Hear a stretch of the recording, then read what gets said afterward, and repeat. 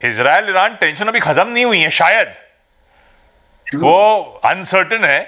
क्या ईरान चुप बैठेगा इस तरह के हमले के बाद? क्या इजराइल खुद कह रहा है वो ऑपरेशन हमारा अभी कंटिन्यू करेगा? पता नहीं क्या होने वाला है, पता नहीं क्रूड का जाने वाला है। अपने लिए तो इन सब में सबसे बड़ी चीज है क्रूड, फट गया है आज की ट्रेडिंग सेशन में। ऐसे में आप निफ्टी पे कुछ कर रहे हो, छोड़ दिया है, अप्रोच क्या कर रहे हो? नमस्कार। ऐसा तो पहली टिप्पणी ये है मेरी, अभी तो इजराइल और ईरान का वक्त शुरू हुआ है, खत्म कहाँ हुआ है? जैसे कि operation Sindoor is still on, कहाँ खत्म हुआ? अब क्या होगा गॉड नोस, लेकिन ये बात अभी खत्म नहीं हुई है, अब तो शुरू हुई है।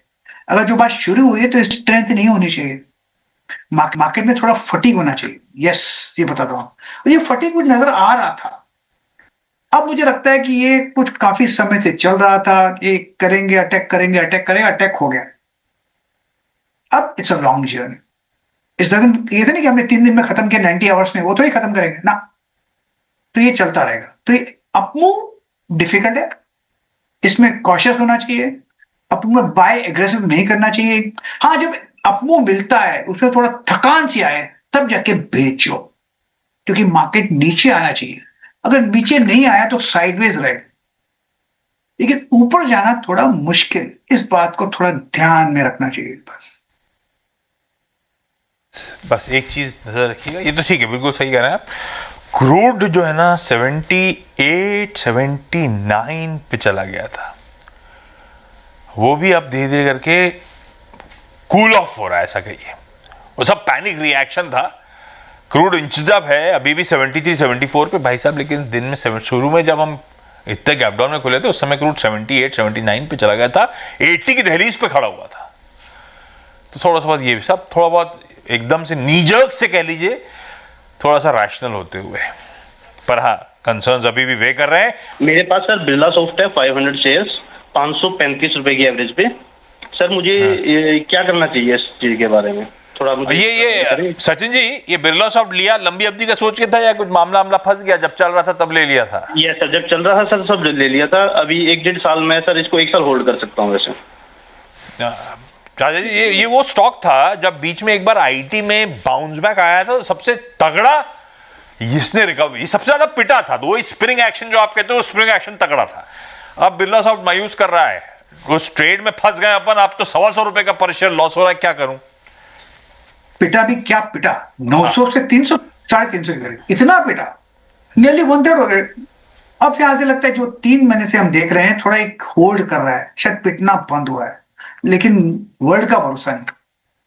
अब वो अगर मिलता है तो 525 के आसपास जा सकता है, अगर मिलता है तो। इनके कॉस्ट प्राइस पे एक बार चला जाता है ना आसपास, निकाल दो, दे दो उसको। सर मेरे पास एसबीआई का 805 के रेट से सर 60 शेयर है। नहीं सर, लंबी अवधि के लिए लिया हुआ है। तो पेडिग्री तो अच्छी है, स्टॉक अच्छा है। गाबा सर, लंबी अवधि के लिए अपनी बाइंग हिसाब से सही है कि 800 पे खरीदा हुआ है, पकड़ लीजिए।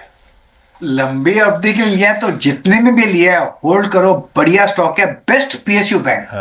अब उसमें भी डरोगे तो फिर गलती आपकी। टाइम लग सकता है लेकिन जाएगा ऊपर, मेरी तरफ जाएगा ऊपर भाई, हम सब की तरह।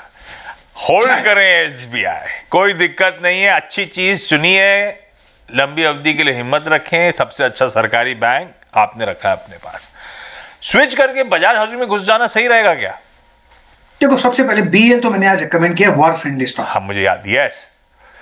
तो उसमें तो अपमूव मिलेगा और काफी चला भी है।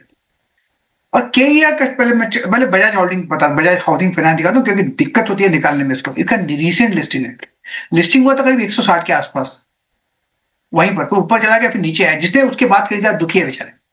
लेकिन मैं देख रहा हूं करीब 6 महीने से ये स्टॉक गिर नहीं रहा है। Is a sign of strength. आपको लेना है तो ले सकते हैं, वक्त लगेगा, ऊपर जाएगा, क्योंकि अभी गिरना बंद हुआ है। इसका मतलब साइडवेज रहेगा, ये ऊपर जाएगा, लेकिन गिरना बंद हुआ, ये अच्छी बात है, पेडिग्री अच्छी है। तो आप होल्ड कर सकते हैं, अगर नहीं है तो आप ऐड करना है तो ऐड कीजिए, लेना है तो ले सकते हैं। 100 का स्टॉप लगाइए, साइकोलॉजिकल सपोर्ट है, कहां जाएगा कैसा जाएगा अब वो मिलना चाहिए। रही बात केईआई का, यस, केईआई का जो चार्ट है एक अपमूव मिला है। अगर आपको शिफ्ट करना है तो शिफ्ट कर सकते हैं, बजाज में डाल दीजिए। क्योंकि अपर रीजन में KEI में थोड़ा रेसिस्टेंस है, KEI में करीब अराउंड 4500 के आसपास, 4000 के आसपास। तो ये पैसा शिफ्ट कर लेंगे बजाज हाउसिंग फाइनेंस में, तो इसमें अपमूव मिलने की चांस थोड़ी ज्यादा है। तो यस, शिफ्ट कर सकते हैं अगर चाहें तो।